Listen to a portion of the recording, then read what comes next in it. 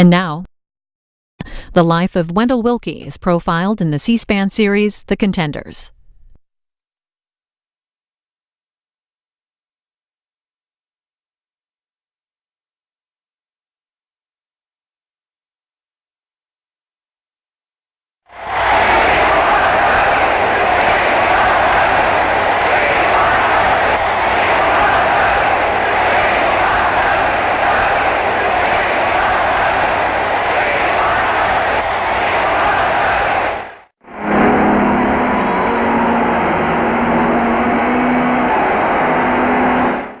Stand before you without a single pledge or promise or understanding of any kind except for the advancement of your cause and the preservation of American democracy.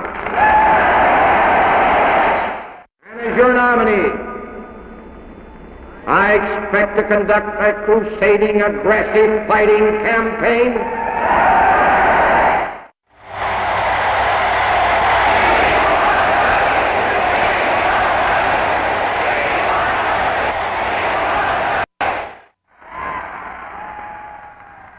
The Republicans and We Want Willkie. Wendell Willkie ran for president in 1940, and as we watch some of the images of him on the campaign trail, we're joined here in Rushville, Indiana with David Willkie, and I want you to introduce our audience to some of the fervor as we're seeing from these iconic images of the 1940 campaign that really surrounded your grandfather as he ran for president and tried to defeat Franklin Delano Roosevelt, who was seeking a third term. What an exciting time in the country. Here we'd come out of just entering into the Great Depression, the end of the Hoover administration, going through 8 years of the Roosevelt administration. President Roosevelt was right at the height of his power, and that opened up a time for a dark horse candidate to come outside of the political spectrum. Now, keep in mind the state of the Republican Party. This was a party that had been defeated by Roosevelt in 1932 as he defeated Herbert Hoover. Alf landed in 1936. So what were the Republicans looking for, and why was your grandfather the person they chose? Well, nobody else had run it for a third term ever before. Going back to the time of George Washington, when Washington stepped down, no one had even dreamed of running for a third term for the presidency. When Roosevelt announced that he did, it just changed the whole dynamic of what was out there. Certainly looking at Europe, World War II, the Nazis were just marching, going down to the Sudetenland and then over to Northern Europe. It certainly opened up a time that the Republicans said, what do we do? And yet it was a Republican Party that had Herbert Hoover, former president, who was hoping that the party would come back to him. You had Thomas Dewey of New York. You had Senator Taft of Ohio, Mr. Republican. And this is a convention in Philadelphia that went for 6 ballots. But nobody had come from a business side. Nobody had come from the way of how do we create jobs in the economy. Nobody was actually doing that of any of the other candidates out there except for Wendell Willkie. And he certainly rose up, and he had an electric personality and magnetic energy about him that brought people to him. You obviously never knew your grandfather, but as you talk to family members who knew him, he died at the age of 52. We'll learn more about his life. But why did he ultimately decide to run for the nomination? Because he did set the groundwork in 1939 for a possible presidential bid in 1940. Oh, he was always interested in politics from a very young age, even growing up in his hometown of Elwood, Indiana, which is just up the road from here. He talked about it in his life. In his childhood with his parents, when he got to college, to Indiana University. It was always an integral part of his life. We are in Rushville, Indiana, one of the homes of Wendell Willkie, and we're inside the Historical Society. We'll show you around coming up during the course of the program. I want to turn back here and look at this postcard. And David Willkie, if you can explain exactly what this is, maybe representative of that campaign. This is a wooden postcard sent through the United States Mail, sent from Aberdeen, Washington, by all the people in the town who actually signed the back of the postcard to say, we want Willkie. We would like to have Wendell Willkie run for the Republican nomination for the presidency. What was that campaign like? You had Willkie clubs, you had boxes with buttons and banners that were distributed around the country, and some of those which are on display here. Well, people wanted to have something new, something different that they hadn't had before. And that's where the Willkie brand, the Willkie name really started to take off. Here was somebody that had challenged the New Deal successfully, had been a strong proponent of individual freedom and liberty, and people were drawn to the message. We are about a block off of Main Street, and your mother, Wendell Willkie's daughter-in-law, lives just a few blocks from here in Rushville, Indiana. The significance of this home to your family. Yes, it was my grandmother, Edith Wilkes' hometown, and although my grandfather grew up in Elwood, when they married, this was the place that they generally called home, in a large part because in the family, my great-great-grandfather, my Edith's father, had lost his shirt during the Depression. And instead of giving his father or father-in-law a handout, what Wendell Willkie did was to buy farmland here in Rush County and ask his father-in-law if he would manage it. So how much time did Wendell Willkie spend here in Rushville? He on and off, especially while he was in New York. Certainly his family would come back, his wife and his son would come back constantly. But during the 40 campaign, this was the headquarters. Now some perspective, Indiana, of course, in the center of the country, Indianapolis in the center of the state. We're in Rushville. Where is Elwood? Well, Rushville is in east central Indiana. Elwood is in the northeastern part of the state, north of Rushville, about an hour and a half from here, a little over an hour from Indianapolis in Madison County. And why is Elwood so important to the 1940 campaign? Well, for my grandfather, what he chose to do in his acceptance speech, to accept the nomination, he held the acceptance speech the formal acceptance in Elwood, Indiana. And still to this day, it's the largest political rally ever in the history of Indiana. In fact, in the books here, the Historical Society, they said that people were honking horns and cheering that the hometown boy was the Republican nominee, something that was seen as improbable going into Philadelphia. Oh, no question. He was the dark horse. And during that time period, during the nomination speech, you had stories of beer cans that were many feet high, it was such a hot, sweltering Indiana day that was out there. And so it was a carnival atmosphere with pins and books and paraphernalia, I think some that you may see here today. David Willkie, who is the grandson of Wendell Willkie, will be checking in with you during the course of the next 2 hours as we continue C-SPAN's The Contender series. Tonight we're coming to you from Rushville, Indiana, and in just a moment we'll be joined by author and historian Amity Shlaes, the author of The Forgotten Man, and Jim Madison, who's a professor of history at Indiana University here in Indiana. But we're going to show you what the scene was like in Elwood, Indiana, I should say, and the speech by Wendell Willkie as I walk to the next room and introduce you to our guests coming up in just about a minute and a half.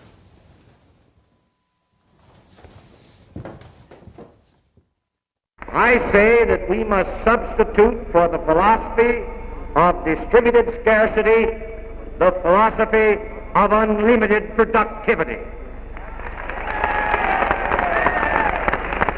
I stand for the restoration of full production and re-employment by private enterprise in America. The New Deal's attack on business has had the inevitable results. The investor has been afraid to invest his capital, and therefore billions of dollars lie idle in our banks. The businessman has been afraid to expand his operations, and therefore millions of men have been turned from the employment offices. Low incomes in the cities and irresponsible experiments in the country have deprived the farmer of his market. For the first time in history, American industry has remained stationary for a full decade. I charge that the course this administration is following will lead us, like France, to the end of the road. I say that this course will lead us to economic disintegration and dictatorship. I say that we must substitute for the philosophy of spending the philosophy of production. You cannot buy freedom, you must make freedom.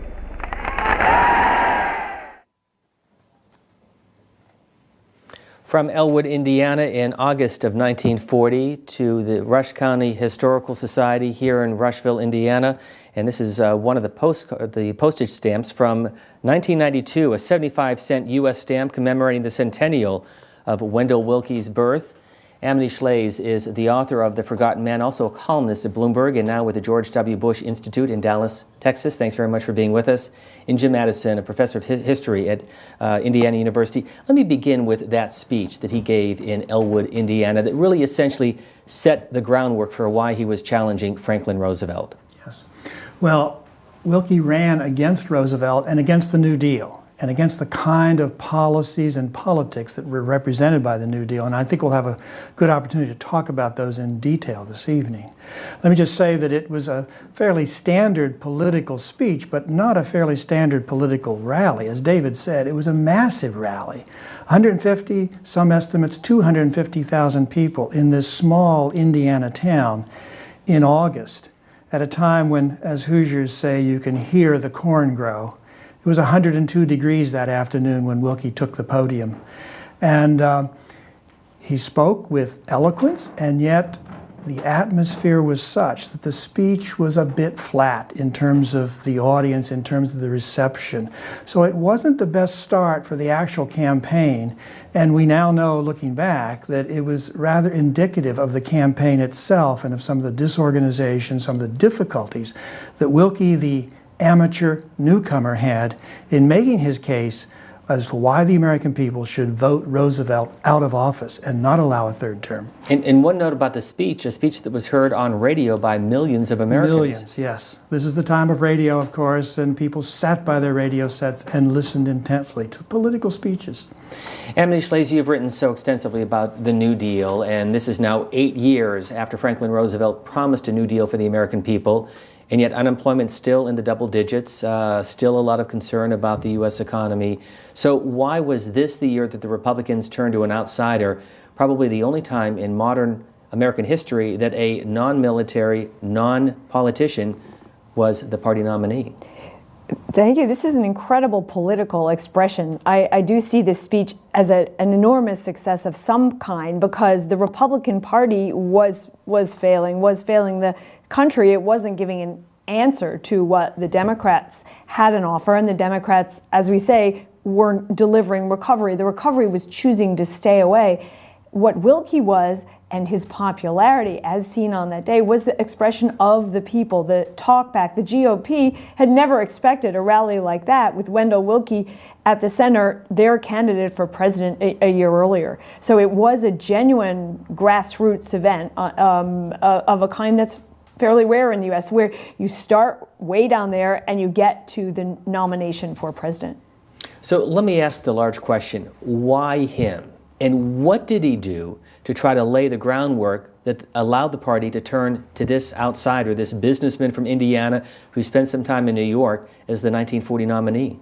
It was easy to underestimate Willkie, I think, and I think the professional, the long-term career politicians in the Republican Party did just that. They underestimated this fellow. He did have no political experience to speak of. He never ran for office. He never held office. He was a businessman, a lawyer, but very smart and very sophisticated. And I think it's relevant that his business experience was really, in a way, political experience. He was a wonderful communicator at Commonwealth and Southern. He knew how to work with people. He knew how to make a case, how to make an argument, the kind of skills that he deployed as a presidential candidate. And yet Alice Roosevelt Longworth was quoted as saying it was the grassroots of 1,000 country clubs, and you're smiling. Well, I think the grassroots campaign is part of the politics of politicking. We the people truly was grassroots in what it intended, but Willkie was not really an ordinary common man. Willkie was a very wealthy corporate lawyer and businessman. He had an agricultural interest, but he wasn't a farmer. He said he farmed by conversation, not by actually farming. So he was far, far from the grassroots, but he tried to appeal to the grassroots of America, to the people at the grassroots.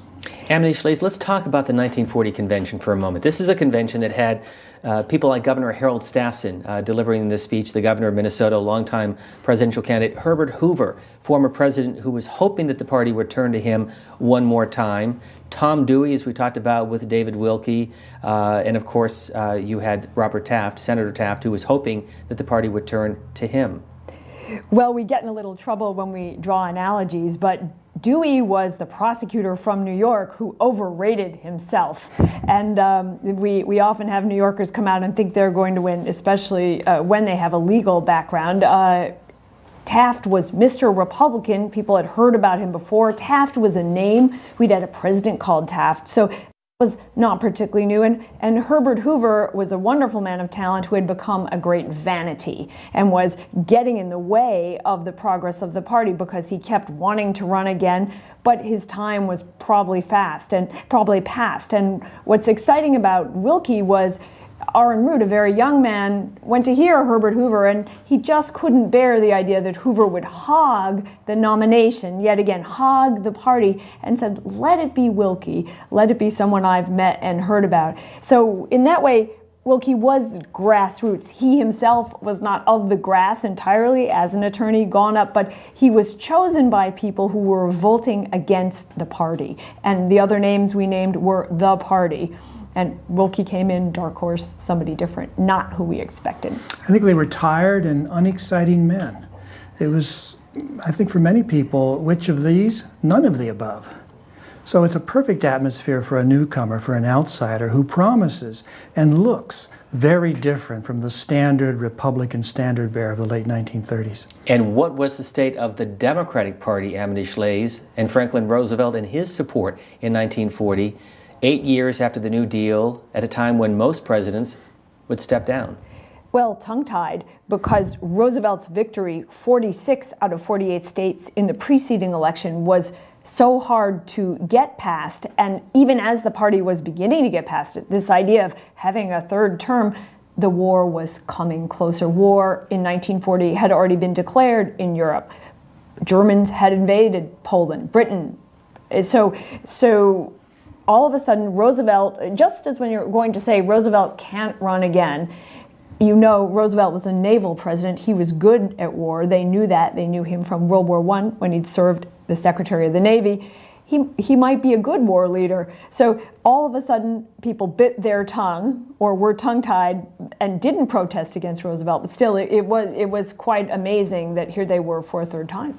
In fact, Professor Matterson, the headlines in the summer of 1940 with Wendell Willkie as the Republican nominee, Hitler moving into France as well, declaring victory, and the big question is, as you pointed out, Great Britain next. So kind of juxtapose the politics of 1940 and the looming clouds of war in 1940-41. Well, it worked very much to Willkie's advantage that France surrendered to the Nazis a couple of days before the Philadelphia Convention began. And as Amity said, that turned Americans' attention very forcefully to this war in Europe. They didn't want to be a part of it, but they knew that it might mean they needed a wartime leader. And Roosevelt looked a lot better in that context than did any of the Republicans.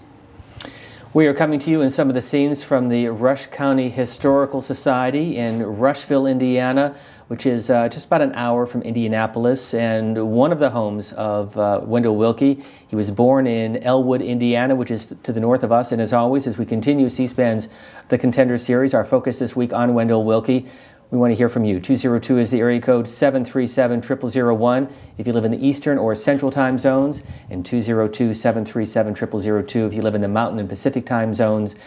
There are so many images from that campaign, ticker tape parades that we don't see in modern campaigns. Why was that significant, and what does that tell you about the support that Wendell Willkie had from certain sectors of the public? Well, of course, there's no television. So the candidate really has to get out there in the people. Willkie spends a lot of time crossing this country on train. And retail politics in towns and cities all across America, with all the hoopla, with all the stuff that gets people engaged, that gets people excited about the campaign. Was Franklin Roosevelt worried about Wendell Willkie? I think he enjoyed it.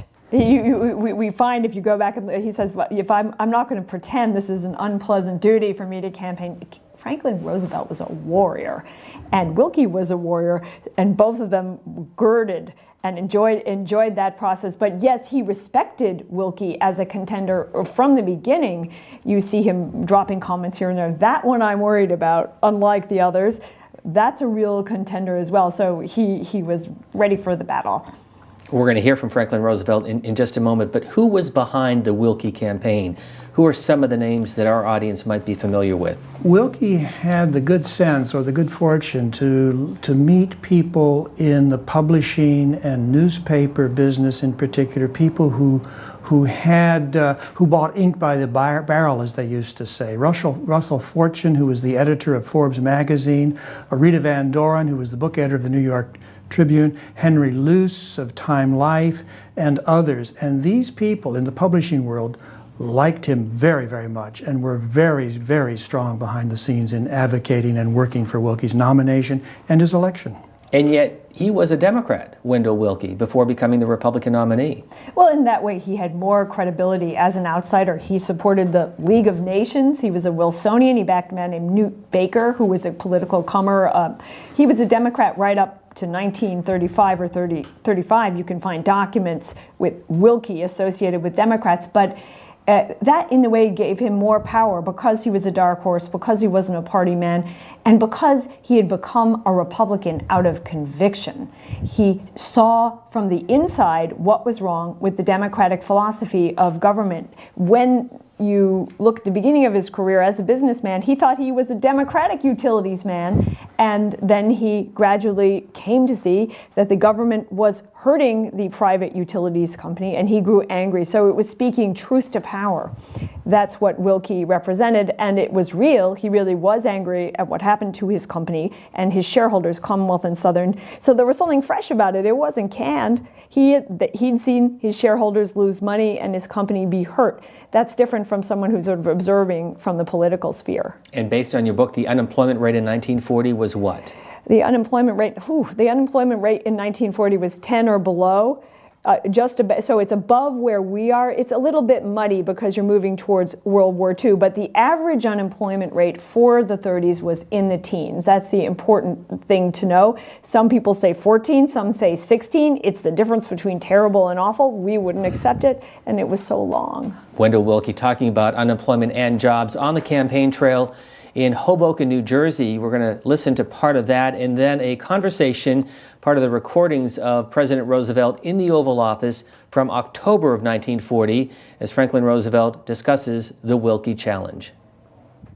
One of the things that struck me as I was driving up the streets of Hoboken was that practically every store window and his vacant store window had pictures of my opponent and his associates on the New Deal ticket. I don't know of any more appropriate place to put those pictures.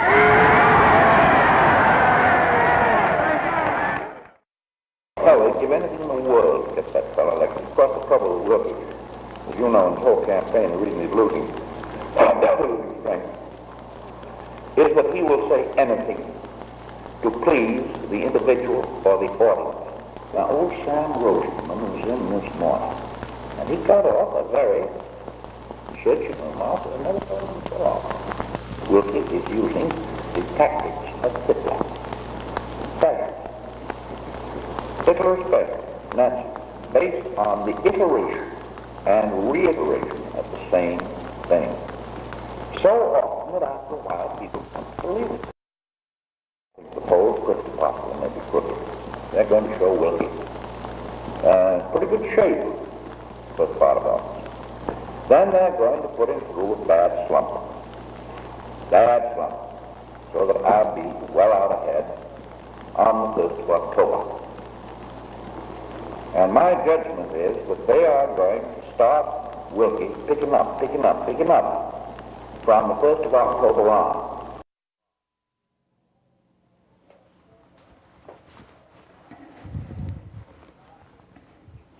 And that's Franklin Roosevelt in the recordings from 1940. Jim Madison, first of all, Franklin Roosevelt, the politician, we're hearing a little bit of that in this Oval Office recording. It's probably we've never had anyone in the White House who was more of a wily politician than Franklin Roosevelt. He was just superb. He practiced with a skill, an ability, and a success that has few, if any, rivals. And Willkie, of course, had the misfortune of running against that very, very skillful politician. I'm going to follow up on that point with you in a moment, Amity Schlaze, but let me stay with you, Jim Madison. Was Wendell Willkie consistent on the issues in the 1940 campaign? No, he wasn't. I don't think few politicians are consistent on the issues, and especially in the heat of a campaign, and a campaign that started to go badly for Willkie, the disorganization, the chaos, the difficulty of challenging Roosevelt. And in the last weeks of the campaign, he moved toward positions on war and on the New Deal that he might not have fully agreed with, that were more harsh, more vituperative than was, I think, the true Wendell Willkie. Amity Schlaze. Willkie was inconsistent, but we can't downplay his success. He won more votes in that election than any Republican had ever won. Electorally, Roosevelt was that wily fox and had a large number of electoral votes relative to Willkie, but the spread on the popular vote was much narrower, 22 million versus 27. So Willkie got much closer to the Democrat than Republicans had before. To the wiliness, to the tape we just heard of Roosevelt, I want to mention that Roosevelt really did become worried. That's where you see him worried, thinking about all sorts of things. And maybe we'll hear tonight another tape where he worried about whether he could use Willkie's mistress as a fact to beat him in the election, Irita Van Doren. So there's a lot of stuff going on, and they are beginning to take the Willkie candidacy seriously. And that was a feature of the campaign, this very important girlfriend Willkie had, his intellectual muse, Irita Van Doren. And we're going to talk more about her, because you also write about her in your book. Yes. On a different note. But let's get to your phone calls. Again, the number is 202-737-0001 for those of you in the Eastern and Central time zones, and 202-737-0002 for those in the Mountain and Pacific time zones. We are in Rushville, Indiana, and the home of Wendell Willkie. His home is literally just about 2 blocks, maybe 3 blocks from where we're at right now. And our first call is Kurt from Copley, Ohio. Welcome to the conversation. Go ahead, please. Well, thank you, and good evening, C-SPAN. This is a great program, and I really hope that a lot of people do take advantage of this great service that you're giving to the American people. My question is, well, I have a couple of questions. The first one is, being in the suburb of Akron, Ohio, known as Copley, I wanted to know a little bit more about Wendell Willkie's role as an attorney for the Goodyear Tire and Rubber Company, where he, during that time, was heavily involved in Akron City Democratic politics. And my second comment is, with Wendell Willkie being the dark horse candidate at that time in 1940, do you see history kind of repeating itself 72 years later with the emergence of Herman Cain as the new dark horse for the Republican Party, with no political experience and a business background, that sort of thing, and he's starting to look better compared to Governor Romney and Governor Perry and all the others that are basically career politicians?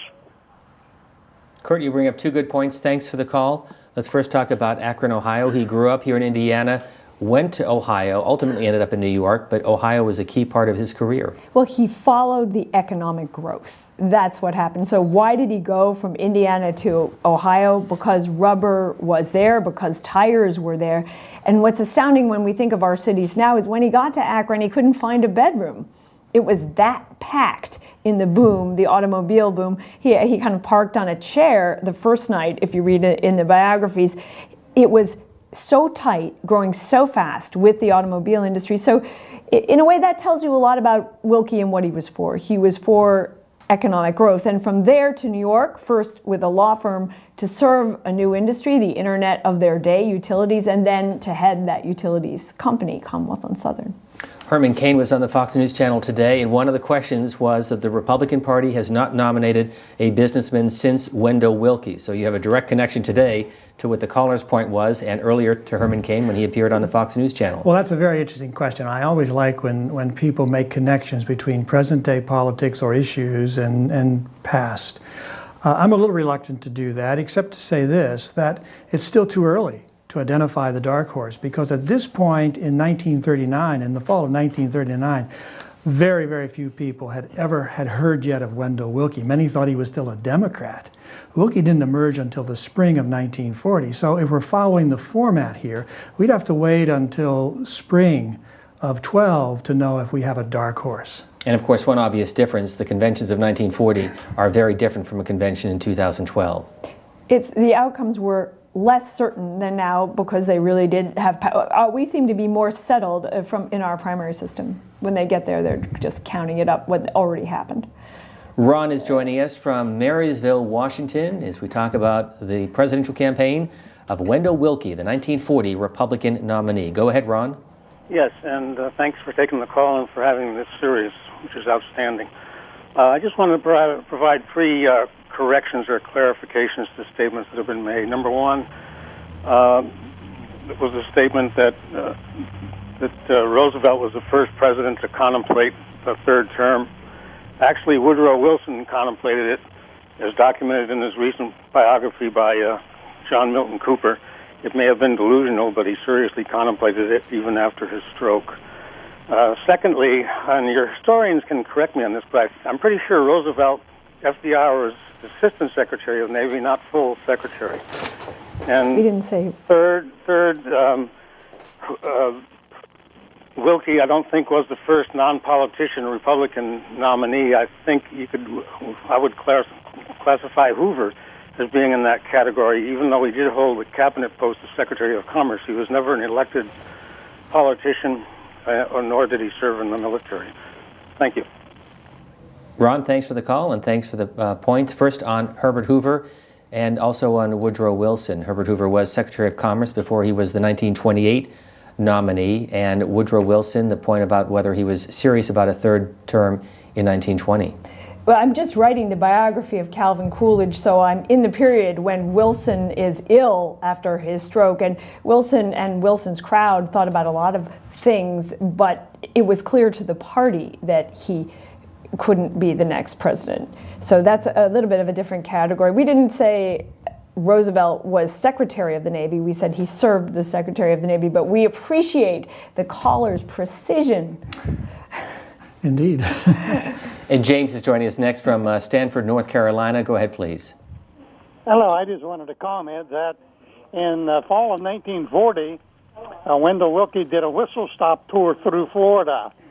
And I happened to be a Western Union trainee at Melbourne, Florida. He came through Melbourne, and he was on the rear platform of the train, and there were about a crowd of 50 or 60 people, and I had the opportunity to shake hands with Wendell Willkie. That was either September or October of 1940. That's just a comment I wanted to add. It was very interesting. Well, very happy. Well, Jim, do you remember as you saw him on that whistle-stop tour, what you thought when you saw him campaign? Any impressions or images? I was a kid of 18 years old, and I just was in awe of, here's a guy who could be president of the United States. I really looked up to him. Remember, I'm 89 then. I was 18 years old and just a kid. So I was really, really visibly impressed with him. He made a majestic appearance being on the back of that train. It was really something very special. James, thanks for the call. And Jim Madison, these are some of the images that the audience is looking at as the crowds swarmed around Wendell Willkie. He also used the media. A couple of points that NBC Radio, carrying almost 30 hours of the Republican convention in Philadelphia. Television was introduced at the 1940 convention. Viewers in New York and Schenectady and a few other cities could see the 1940 convention. And of course, the Republican Party put together some ads that were used in movie theaters around the country. Yes, politics is always changing. There's always new techniques and new possibilities and new media, and Willkie was very astute in using that. It was part of his his experience as a businessman to use the media and to work with public relations and opportunities and ways of making your case. So he was excellent at that, helped by, again, the kind of people he had around him in the campaign who were the best of the best in the media business. Now, he was not a farmer, but he went after the agriculture vote. He did. Well, the vote. the agricultural vote is very important. Still in 1940, there are a very, very large number of farmers in America, and they're very important. They vote. And farm policy and agricultural policy is central to presidential elections. So any president expecting to have a chance of victory must pay attention to that. And that's why we see these photographs of Willkie here in Rushville, standing in front of a cornfield, or in front of pigs. Some wag said that all the hogs in Rushville began to pose as soon as a camera showed up because they were so accustomed to Willkie and the hogs and the corns as objects of photographers' attention. And in one of the photographs, he's wearing a suit next to a farmer Yes. as he inspects the corn. He never actually, he was quite honest. One of the nice things about Willkie is that he was honest in all sorts of ways, including never actually pretending he was indeed a farmer. So the major issues in 1940, what were they, Amity Schlaze? They were the war. Are we going in? Do we have to go in? If London is to be bombed, maybe we have to go in, even though we remember that World War I was such a horror. So that's got to be number one. War always trumps economics. Two, the economy, the recovery that had chosen over and over again to stay away. So those are the big ones.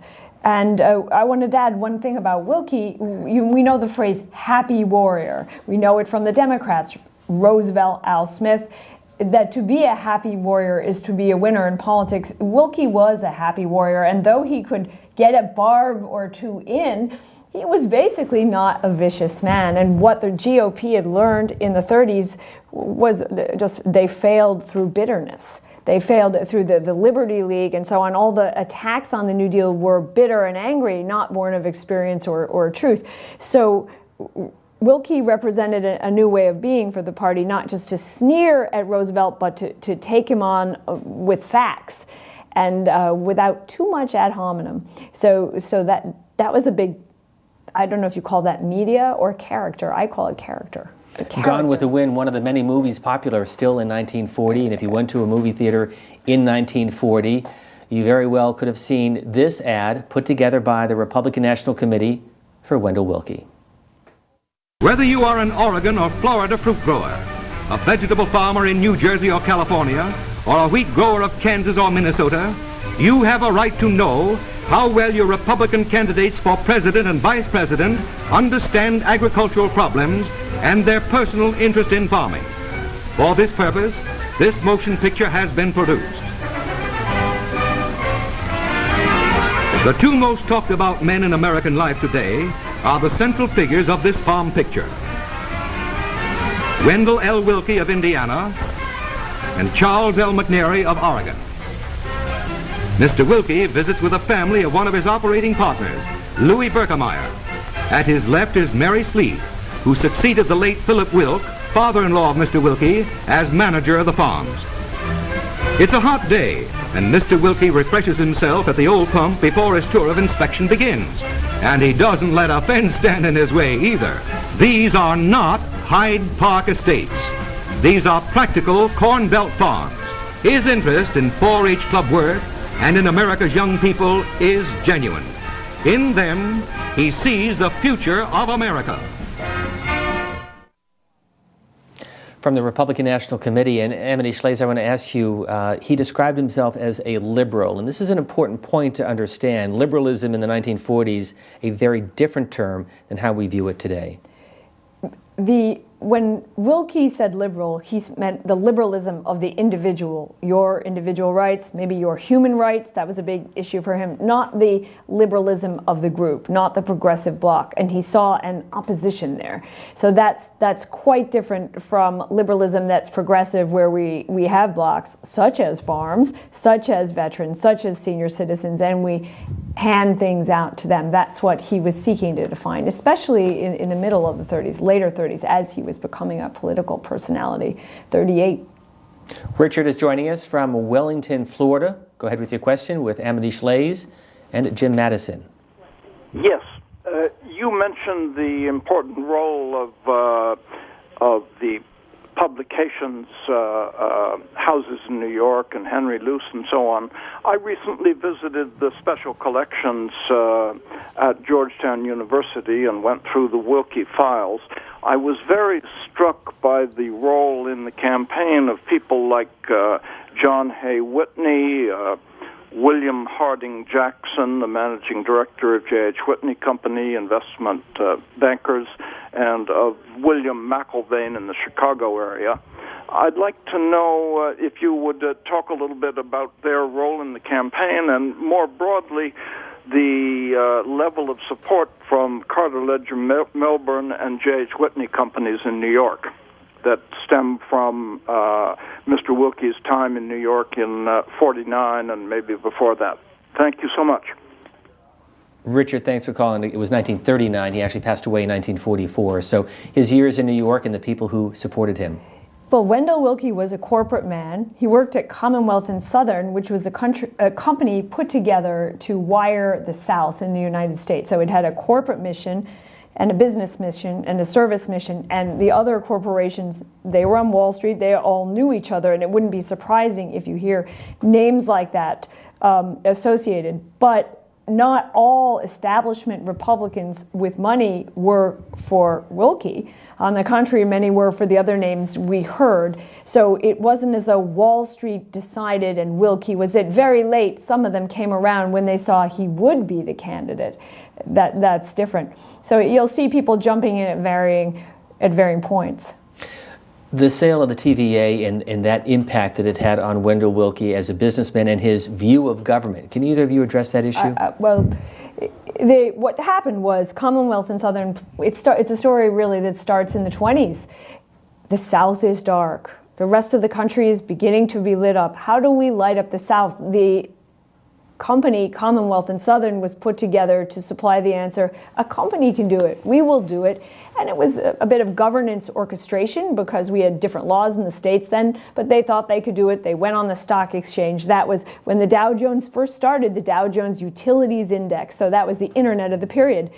Another view coming from the government, from Senator Nars, for example, was the government should supply the power. We light up the South, the TVA, Tennessee Valley Authority, which Roosevelt created. So Willkie found himself as head of Commonwealth and Southern in a wrestling match with David Lilienthal, one of the heads of the TVA, about who would light up the South. And Willkie said they had an epic meeting at the Cosmos Club, the gentleman lawyer from Indiana, and the gentleman lawyer from Indiana, because it happened, Lilienthal of the TVA went to DePauw, Willkie went to IU. There they were at the Cosmos Club trying to make friendly like two lawyers. And Willkie essentially, to paraphrase, said, let's split up the South. My company will do some and your company will do some. And Lilienthal basically said, when we go back to his diaries, he doesn't get it. The government's going to take over it all. And that was the battle that was waged through the whole period. Eventually, much of Commonwealth and Southern was sold to the government. That's what we're speaking of in a big check with the photographs. And Willkie was declared a victor, and the shareholders of Commonwealth and Southern got money from the government. But the question was it really a victory, or was it the annihilation of the private sector in the marketplace of the future, utilities? And purchased for a price of $75 million. He got a big check, and he took it all around to show his friends. It was exciting, but I'm not sure it was a victory for the private sector or even for the shareholders of the utility company, Commonwealth and Southern. Ruth is joining us from New York City. We welcome you to the conversation as we look at the life and career in the 1940 campaign of Wendell Willkie. Go ahead, Ruth. Thank you so much for taking my call. It seems like during every presidential election cycle, politicians and pundits will invoke Wendell Willkie's name.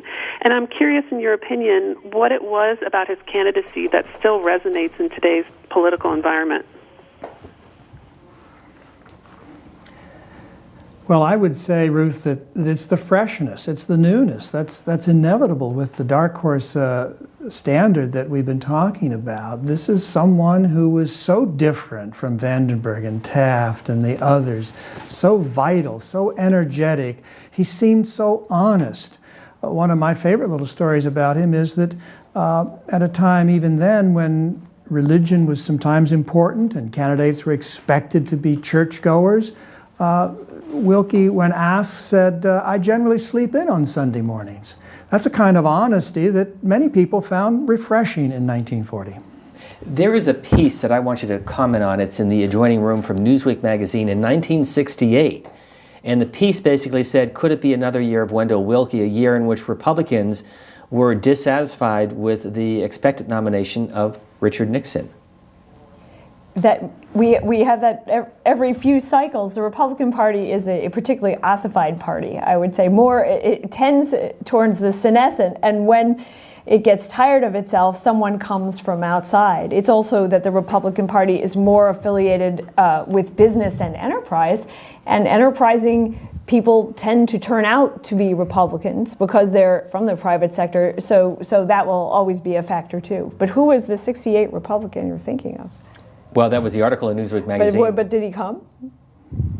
He didn't. He never came. Sometimes they don't materialize. We're Willkie, still waiting for Wendell Willkie.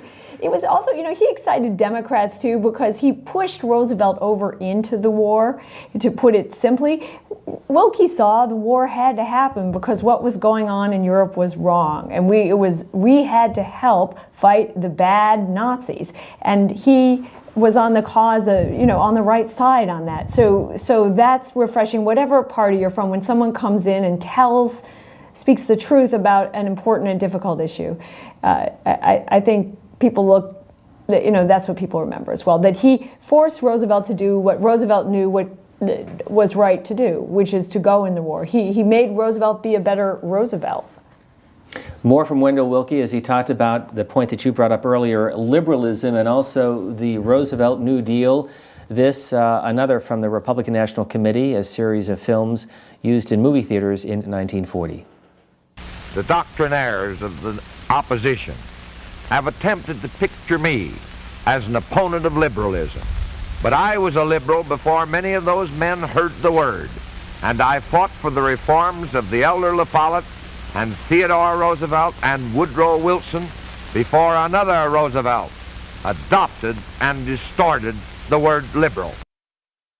American liberalism does not consist merely in reforming things. It consists primarily in making things. We must substitute for the philosophy of distributed scarcity the philosophy of unlimited productivity. I stand for the restoration of full production and re-employment in American private enterprise.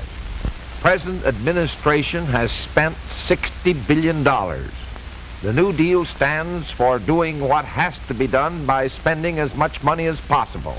I propose to do it by spending as little money as possible. This is one issue in this campaign that I intend to make crystal clear before the conclusion of the campaign so that everybody in this country may understand the tremendous waste of their resources and money that have taken place in the last 7.5 years. Amity Schlaze, as you hear the words of Wendell Willkie, you see him campaign, your thoughts?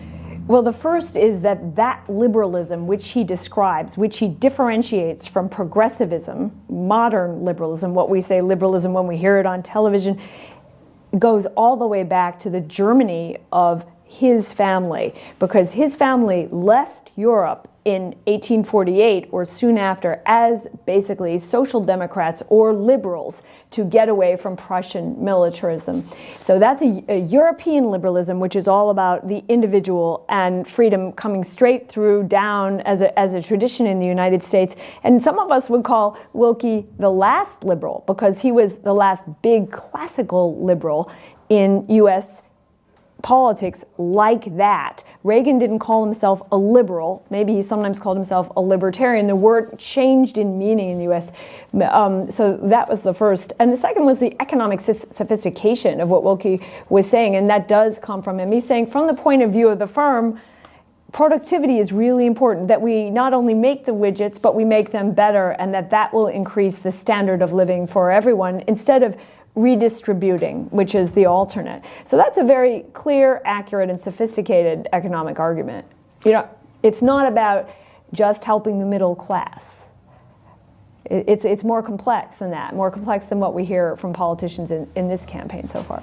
Amity Schlaze is a columnist with Bloomberg, and Jim Madison teaches history at Indiana University. Our next call is Ed from Morristown, New Jersey.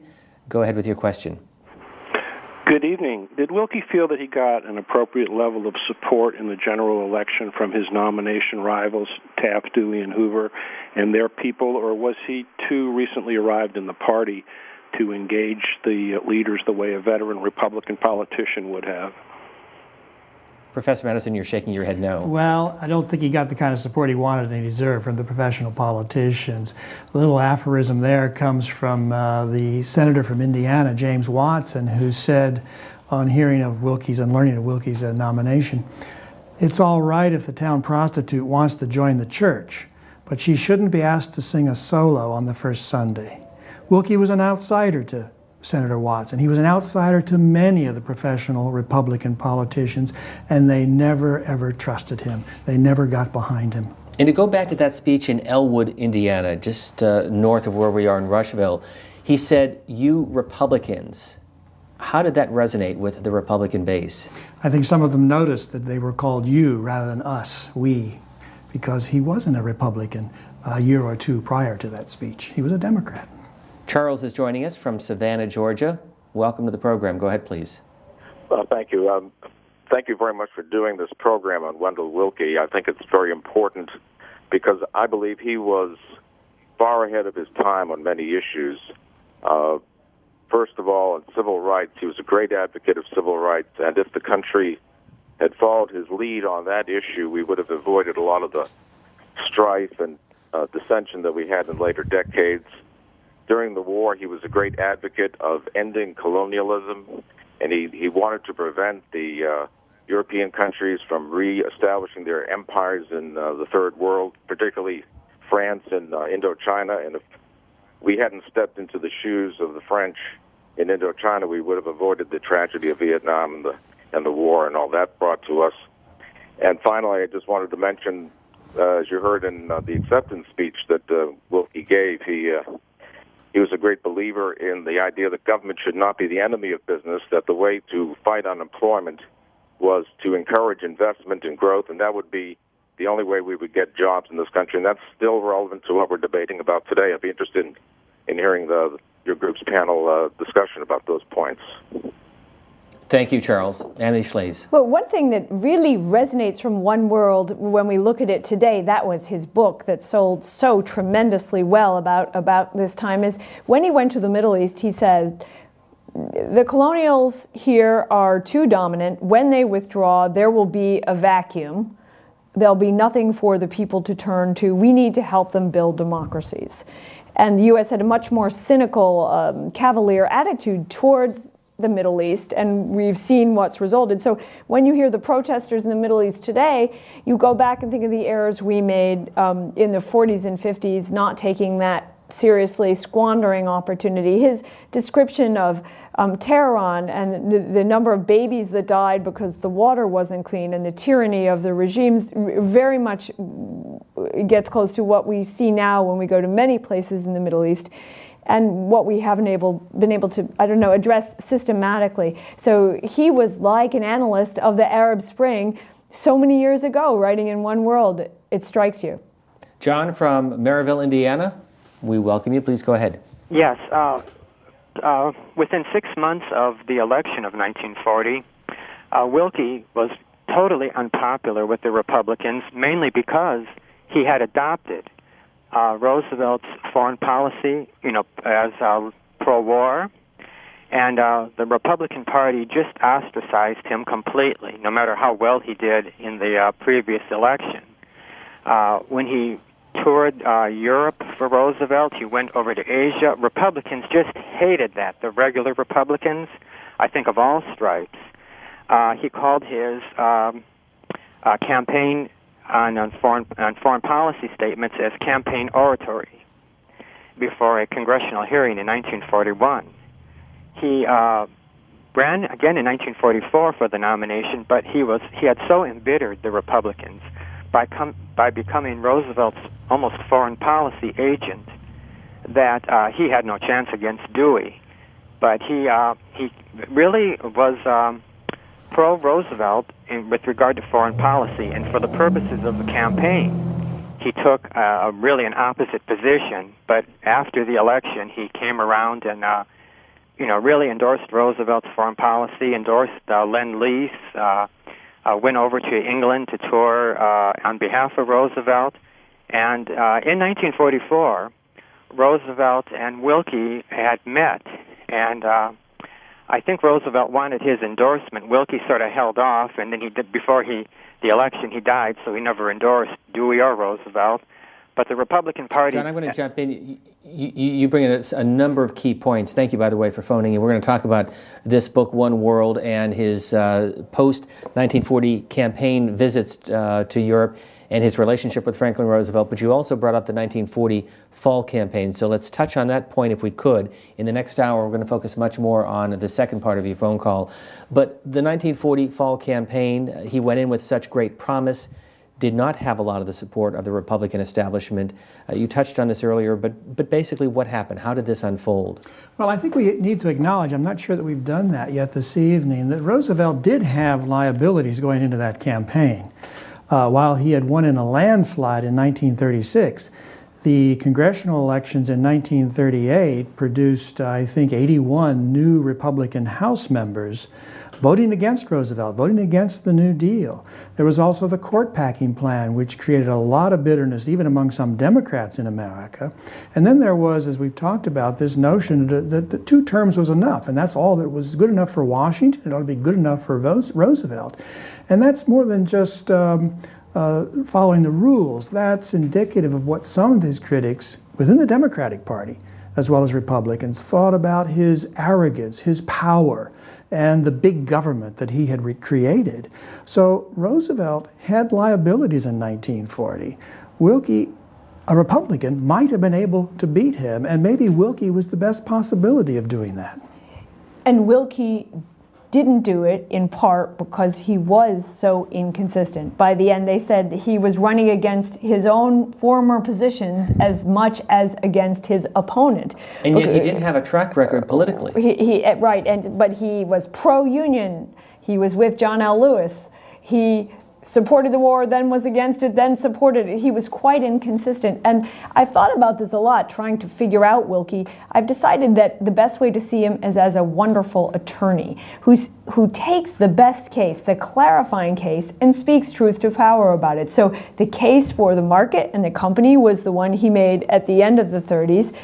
In the campaign, he took several different cases, all good ones, which conflicted with one another. And later tonight, we'll talk about some great cases he represented that we still prize today, his positions and what he did jurisprudentially. But to see a consistency there, like he's an ideologue, he always stood for free markets, or he was always for war or no war, it's not there. He is a protean man. That's part of his charm. Often right, often canny in the switch. That didn't make for a perfect campaign, however, in 40, and that did hurt him because by the end they could see he was like Roosevelt. Much more to talk about as we move into our second hour. We want to show you another piece of film. This is from the Republican National Committee as a way to try to frame the childhood and roots of Wendell Willkie, and we'll come back and talk to David Willkie about his grandfather. And so Wendell Willkie, born 48 years ago in Elwood, Indiana, emerges in response to the greatest demonstration of spontaneous support that our country has ever known. His grandparents, like the ancestors of millions of Americans, fled the autocracy of Europe to find liberty in this country.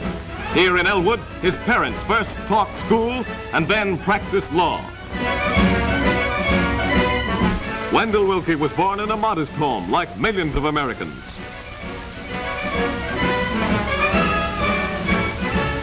He went to the public grade and high schools just like millions of Americans. His hard-working parents moved later to this Elwood home, from which Wendell Willkie went forth to win success in law and business. Just some of the scenes from Elwood, Indiana, the birthplace of Wendell Willkie. David Willkie is Wendell Willkie's grandson. Many say that the resemblance is pretty amazing, David Willkie. First of all, do you think that you look like your grandfather? Not quite exactly. If I look at myself in the mirror, I think of myself as my own person. What kind of a man was Wendell Willkie? Describe his persona and what your family views him as a politician. Well, just physically, he was a large man, and he was. Some called him a big bear of a man. Actually, his brother was a heavyweight Greco-Roman wrestler in the Olympics. But as far as him, he always was tasseled. He would put on a suit. It would immediately become rumpled. He could never keep his hair straight. It was always, his wife would have to tell him when to get a haircut. So he wasn't so worried about those outward appearances. What he was worried about was the idea. How do you convey the idea? What's important about it? How do you win people over to your side? Explain his Indiana roots and also where he went to college and how he began his career here as a lawyer. Well, he grew up in Elwood, Indiana, and an interesting thing about him and his parents and his family was that not only was his father a lawyer, but his mother became one of the first attorneys in Indiana. And her first case was against his father. They were husband and wife against each other. And at the end of the day, his mother won. Not surprising, because she was a true driving force in the family. Most of the family, well, all of his siblings went to Indiana University, and they lived together, and they were a vibrant part of the community of Indiana University. Loved being on campus, the intellectual conversations that came out of there. You had people like Paul V. McNutt, that became governor of Indiana, that was also there at the same time and was friends with him. After he finished up Indiana University, he took a job teaching history in Coffeyville, Kansas. He also coached basketball. Now, I never think of him as being truly the athletic person, but coming from Indiana, I think that's one thing that we have, is we always like to think of ourselves as basketball players. He did that for a time before coming back to Indiana University and going to law school. And when he went to law school, he was always challenging the thought process that was there. He was the top of his class, and at the end, when he graduated, he was giving the speech to his whole commencement class, and he chastised both the Indiana General Assembly, the legislature here in Indiana, but also the Supreme Court at the time. It was so scandalous that the university didn't know what to do. They delayed giving him his diploma for several days while they debated what to do, and eventually let him go on. But he was always one to challenge the status quo. Unlike some of the earlier figures that we have featured here on C-SPAN's The Contender series, we're now moving into the radio, film, and television age, so we have a chance to really hear these individuals speak, and Wendell Willkie seemed to have a very strong speaking personality. David Willkie, can you elaborate on that? Yes, absolutely. He was always forefront. He was drawn to the camera, as you see during the clips that you've shown. It was a new medium, and he relished in it. He relished in talking about different ideas to both in casual conversation, but then on the larger stage too. When people were paying attention to him, it's almost that he got more energized along the way. Your grandmother was Edith Willkie. How did the two meet? The two met at a wedding, actually here in Rushville, Indiana, just right up the street from where we are now. They were both in a mutual wedding party together. He was drawn by her. She was a librarian by training, intellectual in her own right, and there was a natural romance that bloomed. We are coming to you from Rushville, Indiana. David Willkie is the grandson of the 1940 Republican presidential nominee, one of 14 individuals the C-SPAN is focusing on as we continue our Contender series. And today we're looking at the 1940 campaign as Franklin Roosevelt seeking a third term, Wendell Willkie, the outsider, getting the Republican nomination on the 6th ballot in Philadelphia. And we'll get more of your phone calls coming up in the next hour. Our two guests here in this, from the Rushville Historical Society, Amity Schlaves, Bloomberg, and the author of The Forgotten Man, and Professor Jim Madison. But let's take you to the scene here in Rushville in November of 1940, just down the street at the Durban Hotel, where many of the reporters gathered to follow the 1940 campaign as Wendell Willkie came out to declare that Franklin Roosevelt was in fact going to be elected to a third term. He conceded the election, and we'll follow that with a conversation that we had just a few weeks ago with Indiana's senior senator Dick Lugar on Wendell Willkie and his brand of Republican Party politics. People of America, I accept the result of the election with complete goodwill. I know that they will continue to work, as I shall, for the unity of our people in the building of a national defense, in aid to Britain, and for the elimination from America of antagonisms of every kind, to the end that the free way of life may survive and spread throughout the world. After that, he really became an ambassador for the United States. Had, if not a friendship with Franklin Roosevelt, certainly something approximating that, in which he was not a bad loser. He was a winner in terms of our country and his outlook, his ability really to influence public views in other countries about the United States, or correspondingly American views, so that we would not become isolationists, not become withdrawn. Jim Madison, the thoughts of Senator Dick Lugar and how he viewed Wendell Willkie and the Republican Party, and just a portion of Wendell Wilkie's concession speech. From that very short part that we saw, it appears as if he expected to lose. Well, the campaign began to go against him in October, and so the results I don't think were a shock at all to Wendell Willkie or to anyone who was following the campaign. No. Post-election, this relationship that began to really grow between President Roosevelt and Mr. Willkie. It's quite amazing.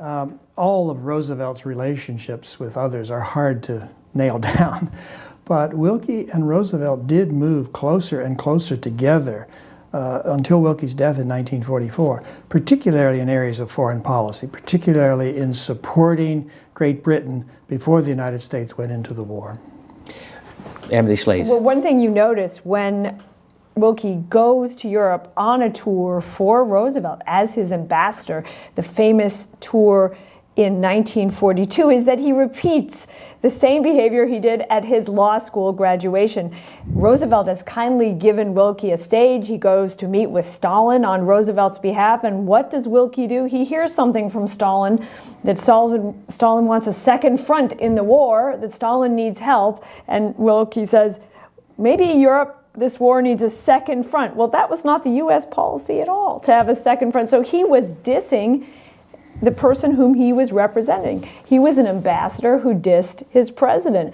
And Roosevelt didn't really like that. Churchill didn't really, that was not the plan, to have a second front for Stalin. So you see, that was the upstart in Willkie. He called it as he saw it. And when he got to Russia, he said, well, these people need help sooner. They can't wait for the armies to march up, and so on and so on. So throughout his life, he plays that role. And Roosevelt, to Roosevelt's credit, was able to manage mostly productively an upstart like Willkie. Lonnie is joining us from Phoenix, Arizona. Go ahead, please. Yes, good evening. Well, I'd like to point out to your audience, Mr. Scully, that you're getting a very one-sided economic argument on tonight's program from your panel. Ms. Schlaze is certainly entitled to her opinion, but, you know, she's a well-known revisionist historian, seldom with an encouraging thing to say about the New Deal. She has several times repeated on tonight's program, the canard, that because unemployment was still in the low teens as of 1940, that the New Deal had failed. I would like to point out that in Ms. Schlaze's book, and I have it right in front of me, she concedes that Roosevelt's Keynesian experiment had in fact worked. She writes, quote, "The spending was so dramatic that finally it functioned as Keynes had hoped it would. And as of 1936, within a year, unemployment would drop from 22% to 14%, end quote. Now, granted, 13-14% is still too high as of 1940. But to say that when Roosevelt came in with unemployment in the mid to high 20s, and due to Keynesian deficit spending had reduced it to the low teens, earmarks it as a failure, is just unfair. That Ms. Schlaze has made a career of repeating these canards, and I just think it needs to be pointed out to your audience. Thank you. Lonnie, thank you for the call. We'll give both of our guests a chance to respond. Amity Schlaze. Well, I don't really think we need to get too personal about this. Whether you're a Democrat or a Republican, we see both parties, the Obama administration, an average unemployment rate for the 30s of 14%. That's not acceptable now, whether you're a Democrat or a Republican. The Keynesian there wasn't that much Keynesian spending in the 30s because the government wasn't that big until we got to World War II. The spending had some effect, especially in 36. So the caller is sort of excising a little bit of what I wrote and giving it an interpretation I did not intend, nor was visible in the text. But anyway, the 30s were a bad period. The government didn't bring recovery, neither by the unemployment metric nor by the Dow did we recover. We sort of appeared to recover by the war, but nobody calls a war a recovery. It's a war. So that's all there is to say. Yeah. I think the New Deal was phenomenally successful. My grandfather was a dirt poor farmer at the beginning of the New Deal, and he was a dirt poor farmer at the end of the New Deal. But in his barn, he had a framed photograph of Roosevelt nailed up. He always called him Mr. Roosevelt with great respect. He wasn't a historian, but as a historian, I think the New Deal achieved great prosperity and necessary regulation of government. I don't think that's the central question we want to talk tonight. I'd much rather talk about Willkie after the election, because I think there's some very interesting issues to cover there. Let's get to that point in just a moment. We'll go to William, though, first from DeLand, Florida. Go ahead, please. Yes, just as a footnote to the history of the 1940 campaign, one of the most politically courageous, strong supporters that Willkie had in 1940 was a friend of mine, Rollin B. Marvin, the longtime mayor of Syracuse, and probably the best mayor the city of Syracuse ever had. And Syracuse was in the center of New York State, which was Dewey's political empire at that point. And it took a great deal of courage to defy the entire state political establishment, which Raleigh Marvin did. But unfortunately, when Willkie lost, Dewey left no stone unturned to drive him totally out of political life.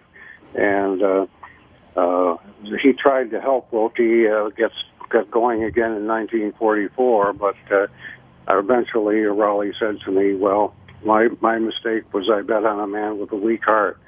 But it should be remembered that he had a very, very strong political supporter in the center of New York State and a friend of mine, and I just think that's a footnote to the whole thing. William, thanks for the call. You bring up an important point that we touched on in the last hour, but the relationship in 1940 and in 1944 between Tom Dewey and Wendell Willkie.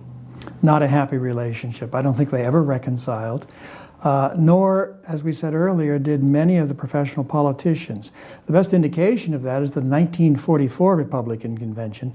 No one bothered to invite Wendell Willkie to speak or even to be a delegate. He was not there. He was exercised by the party.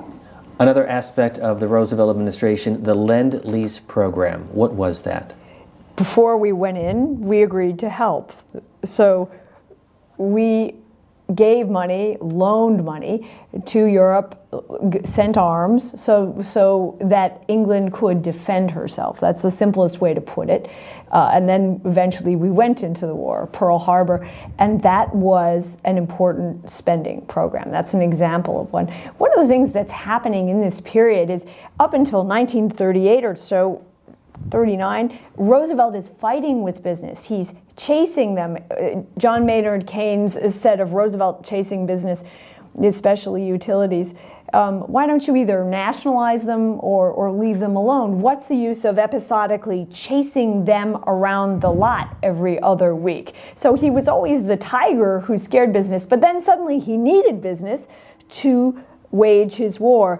And instead of being the enemy, the occasional target, there they were in the White House, making aluminum, not being prosecuted, making airplanes, making boats, making material for Europe and then for the U.S. And that was an important change for business, that they knew they were allies of the government instead of antagonists. And that is an important feature in the recovery of that period. So in early 1941, Wendell Willkie travels to London. How unusual is it, first of all, for a Republican or Democratic president to select his Republican opponent to do this job? Very unusual. Willkie is traveling as a private citizen, but he carries a letter of introduction to Churchill from Roosevelt.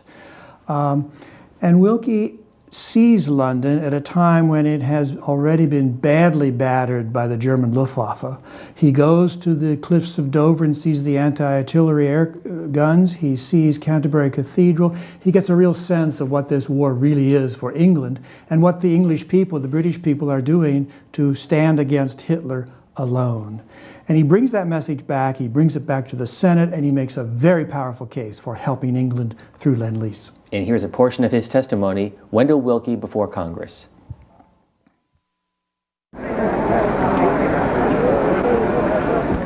If we are to aid Britain effectively, we should provide her with from 5 to 10 destroyers a month. We should be able to do this directly and swiftly rather than through the rigmarole of dubious legalistic interpretation. Now, I am as much opposed as any man in America to undue concentration of power in the chief executive. And may I say that I did my best to remove that power from the present executive. Personally, I would have preferred to see Congress, whether through this bill or through others, instruct the President to lend or lease these things. Amity Schlaze, February of 1941, what was the country going through and what was Wendell Willkie thinking as he testifies before Congress and realizes what's been happening throughout Europe, especially in London? Well, when we came out of World War I, this is a country that came out of World War I and said, never, never again. The trench warfare is senseless. There were 30% or more of the veterans were disabled in some way from World War I. And America set its mind against war. And yet, when we had the evidence, and that's what Willkie was bringing home of what was happening to Britain, so like us in many ways, and the evidence of Hitler's just utter audacity with Poland and on and on and on, suddenly we knew we had to help. So that was a big emotional change for the U.S. That was the reason for the Republican isolationism. There was a sense to the League of Nations, and there was a sense to isolationism because World War I had been so incredibly wasteful of lives and of resources in every way. But there comes a moment when you have to step in, and Willkie crystallized that for us. That's what that speech is, a crystallization of the need for our entry. Richard is joining us from San Francisco as we look at the life and career of Wendell Willkie. Go ahead, Richard. Hello. I've enjoyed tremendously your author's book on the New Deal. There were lots of books written, or some books written many years ago, but she's taken up the cudgels of those that have some doubts. But one of the previous callers kind of attacked you from the left. I'd like to attack you from the right. I don't understand the love affair you have with Wendell Willkie. I just don't comprehend it. In the case of foreign policy, particularly after the war started, he was an absolute disgrace. I mean, going to the Soviet Far East with Owen Lattimore and looking at a forced labor camp and saying how wonderful conditions were, it's just a bit much. And I would have thought that the Republicans would have been better served by someone who had a little more level head as far as our international commitments were concerned, particularly after the beginning of the war. At the same time, I think it's a bit much to champion a Republican who the base really was very resentful of. So at any rate, though, that's my 2 cents. I'll hang up and listen to the comments of the author. Thank you. Richard, thank you for the call. And Jim Madison, is that sentiment pretty typical of what many Republicans felt? A lot of Republicans would have said pretty much that thing, and maybe that sentiment, and maybe in stronger words than that. They called Willkie naive. They felt he was taken in. He was just a tourist. The Soviets especially manipulated him. So did the Chinese. He was inexperienced and just not up to the level of international diplomacy and knowledge. And yet he had received more votes than Herbert Hoover in 1932 and Alf Landon in 1936. He had received a lot of votes for someone to allege that he had no support. This whole party, this whole television show is a love affair with Wendell Willkie because he's interesting on a number of levels. That doesn't mean he's perfect. That doesn't mean he's consistent. As we said before, he's like an attorney. He moves from case to case, and those cases are not always consistent. In the Forgotten Man book, he spoke truth to power, an important point, in 1938. So narratively, that was important for that book. But every book is different. But I do like Wendell Willkie. We will all persist in liking him. We're making a cartoon version of the Forgotten Man book, and the artist, Paul Rivoche, who's an expert cartoonist, made a bust of Wendell Willkie. He got so inspired by him. There's something about Willkie, inconsistent as he is, disappointing as he is, that is very alluring to people. I think because he talks about what's possible, not merely what's realistic. So he's an aspirational figure for us at many points and in many different ways. Professor Richard Norton-Smith, who has been working with us on this series, said that essentially Wendell Willkie is the personification of this 14-part series, an individual that many Americans may not know a lot about, but had a very significant impact in his time. I think that's a very good point. And let me just follow up with what Amity said there, because I think at his best, Willkie brings us to our better natures. Willkie asks more of us. And that's one of the things that I like most about him. He holds out the ideals of America, and ultimately the ideals of the human race, of the condition of the world. So there's a lot to like about Willkie, even if you might want to think he's a little naive and uninformed at times. Bill is next, Stone Mountain, Georgia. Go ahead, please. I take you back to the glamour and the excitement of that day in Philadelphia at the convention hall. I was there. I was there with my father, who had a unique involvement at the convention. He sort of orchestrated what was known as the stampeding of the gallery. And as a kid, I was up there with instructions on the cue to rise up and begin the chant of "We Want Willkie." And of course, this was before television. Television had just come on the scene, but it was from a national standpoint, and particularly for the delegates, to hear this raucous crowd from the gallery stampeding a convention. It put them in the mood, although it did take a number of ballots to ultimately nominate Wendell Willkie. So it was fun. I have never forgotten the experience. Bill, thanks for your call. We should also point out a 26-year-old young Republican from Michigan, Gerald Ford, also in attendance, and he talked to C-SPAN about that in 2000 as he went back to Philadelphia for another Republican convention. That's right. That's right. Did you want to talk about the excitement that Willkie generated in the 1940 convention? Not particularly. Nope, we're done. I think we're done with that topic. We'll go to Oliver next from Massachusetts. Yeah. Go ahead, please. Hi, I'd like to commend C-SPAN. It's one of the greatest things on television. I didn't know a lot about Wendell Willkie. This is very interesting. I seem to remember his name was spelled with one L in my history books. But I want to ask Ms. Schlades, Rita Van Doren, his mistress, you talked about her. Was she related to Mamie or Charles Van Doren or Lucas Delabate of the Greenwich Delabates? She was related to those Van Dorens. She was the ex-wife of a literary Van Doren, an editor at The Nation magazine.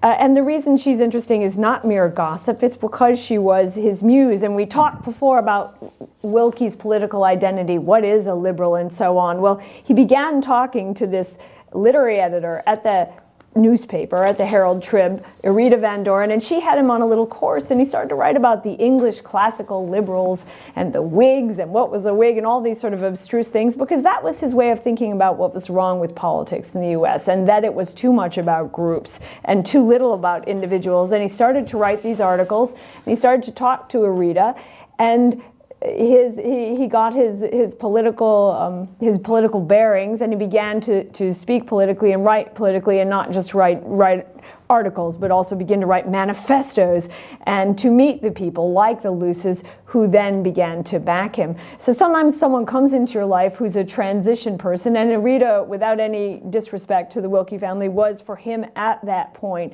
such a person and helped him to clarify his ideas. And just to draw a connection, in your book, The Forgotten Man, she was also involved in Calvin Coolidge's book tour. Yes, well, Rita is a wonderful book editor, and she edited many of these people down the time. They're figures who appear over and again in Coolidge and in Willkie. I'm discovering as I write the biography of Coolidge. Another is the great advertising genius Bruce Barton, who wrote of Coolidge that he represented the silent majority. Well, silent majority is a phrase we might associate with Willkie a little bit. We certainly associate it with Agnew and Nixon time, the silent majority. And that came out of an original Republican idea in 1920 with Barton writing of Coolidge. So there's a connection that you see with the literary people, the shapers, the marketers, the thinkers, the intellectuals around the politicians, and those people last a long time, sometimes through many candidates. I want our audience to listen to one more piece of sound from Franklin Delano Roosevelt's recordings, but set this up as he's in the White House trying to figure out whether or not his relationship with Rita Van Doren should be brought up as a campaign issue.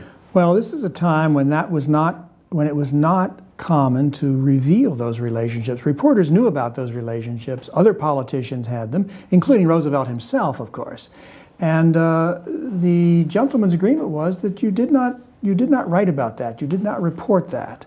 Whether Roosevelt is going to use that, try to use that against Willkie in this campaign is, I think, what this tape is about. And this is, again, one of the recordings with President Roosevelt on the relationship, the affair that Wendell Willkie was having with Rita Van Doren.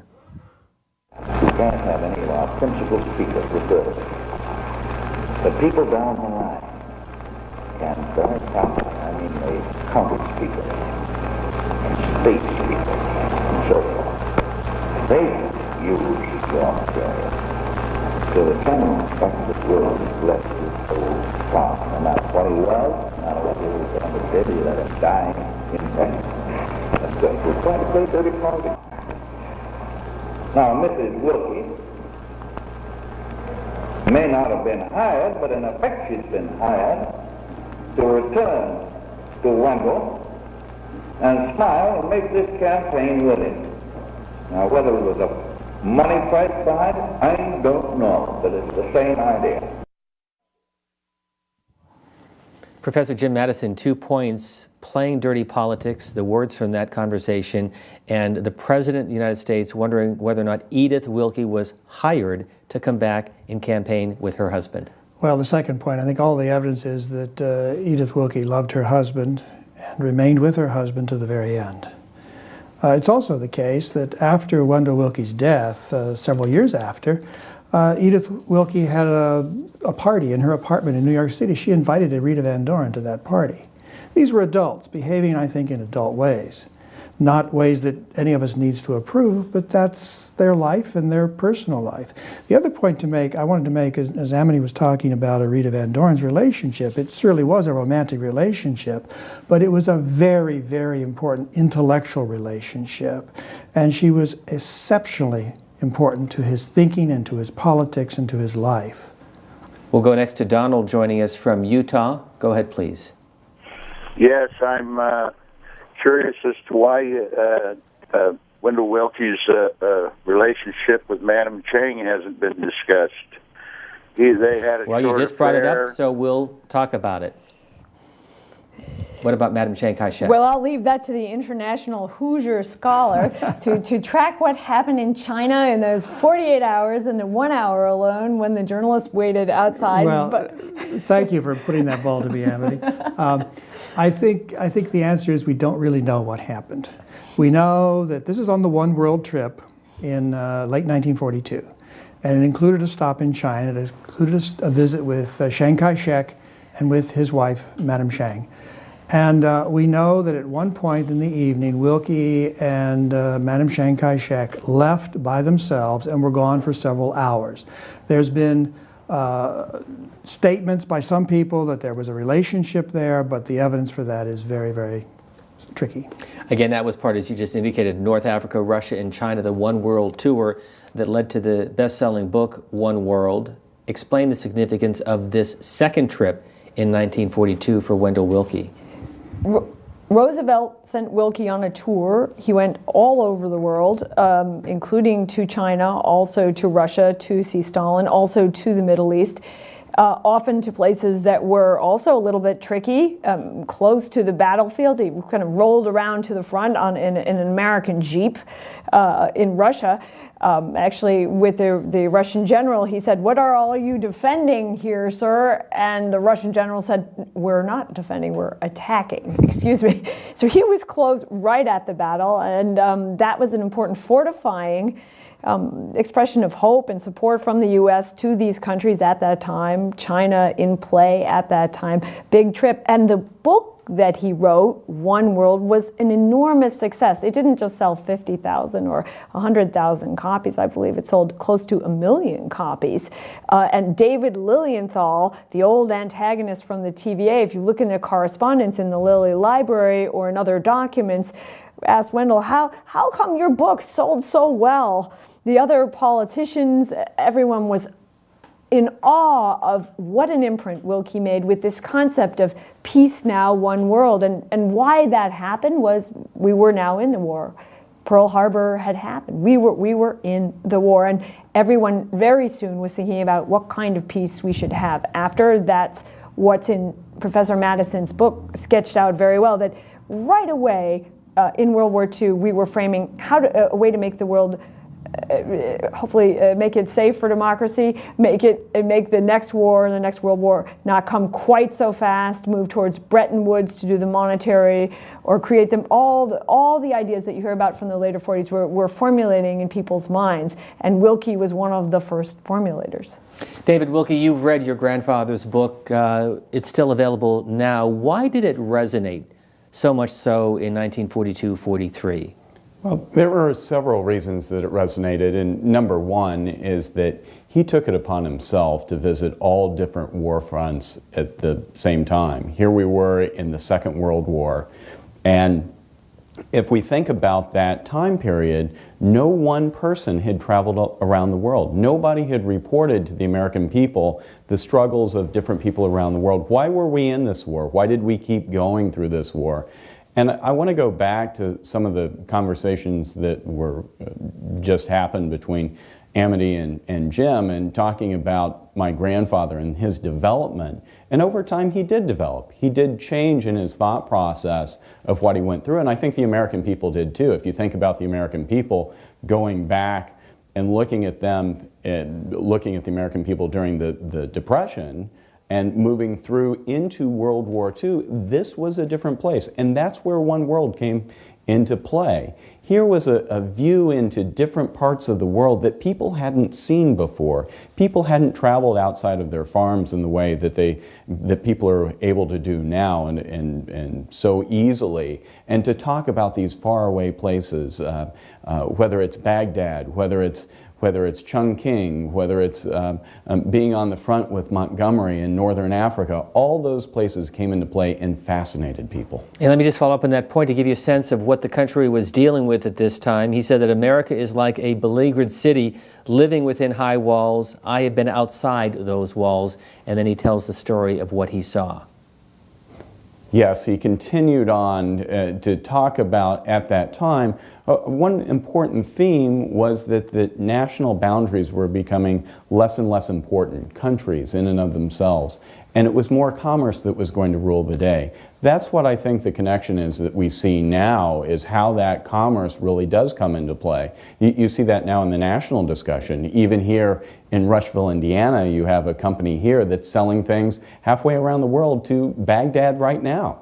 That idea that Wendell Willkie had during those time periods is much of the world that we live in today, and that's described in the book. If our audience is interested in reading the book, a book that was published 70 years ago, how can they get a copy? They can email here to the Historical Society. I believe that the email address is up, rushhistorical@frontier.com. And let me take our audience back just a couple of blocks to a home that you spent many years growing up through high school here in Rushville. And this is the same home where Wendell Willkie came back and talked about his One World tour. Yes,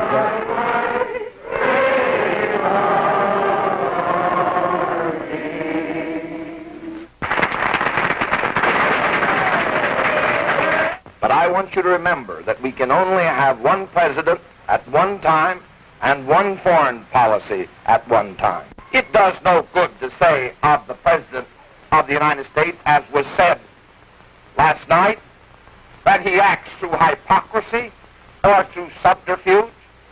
No man President of the United States at this critical moment could act from such motives as that. The isolationists originally opposed the expansion of our Navy. They opposed the expansion of our Army. They opposed the passage of the Lease Lend Bill. They opposed the passage of the Selective Service Act. If the policy which they advocated had been adopted, the United States today would be facing a victorious Nazism in a worldwide conflict in which we might ultimately be destroyed. David Willkie, as you hear and see your grandfather just a few blocks from where we are at the Historical Society, and the message that he was delivering those residents of Rushville, Indiana back in 1942, your thoughts? Well, he wanted to bring those thoughts directly here to the American people, into middle America, to say that there are those other places that become so important. And I think it's common wisdom right now, if America had not entered the war at the time that it did, what would have Europe looked like at the time? Would Hitler continue to have gone on in his conquest? What would Stalin have done, kind of following up on that? So for Wendell Willkie to be here in Rushville, Indiana, if he couldn't talk to the people here in Rushville, he thought that this was most important. To go on to other places, other cities throughout the country, it would be much harder to do. In his remarks 70 years ago this month, October of 1942, did the book face criticism? It did. It did sell millions of copies. Many people liked it very much, but the criticism was deep and endures, in a sense. America was, as we've said several times now, very isolated before the war, and there were many during the war who still believed that America was best as America alone and not part of some larger entity like an international organization, the UN as it came to be known. There were many Americans of this generation who had never been out of the country, who had never been out of the state or even the county in which they were born in. So the provincialism, the lack of knowledge about the world, is central to what Willkie is trying to do in this book, in explaining in clear and forceful language why the people, the farmers of Russia, for example, he says this, how the farmers of Russia live not very different from the farmers of Rush County, Indiana. They are human beings. And we have some obligation and some interest, self-interest and larger interest, to understand that and to act on that. We want to thank the Rushville Historical Society for hosting us here tonight. We'll continue to provide the email if you want to get more information about Wendell Willkie, or if you're interested in getting more information about purchasing the book One World. Back to your phone call. So Wayne is joining us, Winston-Salem, North Carolina. Good evening. Hello? Yes, please go ahead, Wayne. Yes, I'm the last surviving, I think, member of the Roosevelt White House staff. I was there for a couple of years. I was in the mail room. I read the incoming mail, and the entering into the war was a very heavy issue at that time. The public was very, very much against it. We received from 7 up to 15,000 letters a day, most of which opposed entry into the war. Only Pearl Harbor turned that public opinion around. But I also want to go back to the election of when Willkie gave his concession speech. I will never forget how tired he sounded, how heavy his voice was when he said, "I tried my very best to defeat Franklin Roosevelt, and I could not do it." And he apologized to the nation for not doing so. So I just wanted to make a comment that I was an actual person involved in the issue at that time. Wayne, thank you. You've added an important dimension to our conversation. Another amazing call. Wanted to mention one thing about One World. The anti-UN people hate it because it does lay out the framework for, you name it, international organizations of all kinds, but there's also a thick strain of democracy in it. So you see how many impetuses came out of Willkie. One was international organization. Some of us are less hot on that, but the push for democracy is very important right up to today, and that's the astoundingly modern part of One World when you read that he sees through the governments to the people, whether they're in Russia or they're in the Middle East with that democracy deficit we spoke of before. It's very similar to the analysis we have today of the problems of the world, to finding a way to democracy for people, to when there's violence, as we saw with Gaddafi, do we declare it victory for democracy or not? You heard President Obama being ambivalent about that because we don't know. We've decided we think it's probably a victory for democracy, but it's a hard call because it was so violent. Wendell was looking for these things in One World as well. We'll go to Kevin in Cerritos, California, get your follow-up in just a moment. Go ahead, Kevin. Thanks for waiting.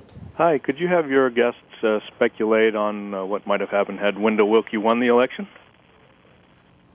We'll go to Professor Madison on that point and also the follow-up to Amity Schlaze. As much as I admire and respect Wendell Willkie, I'm personally glad that he did not win. This is counterfactual history. We really don't know what would have happened.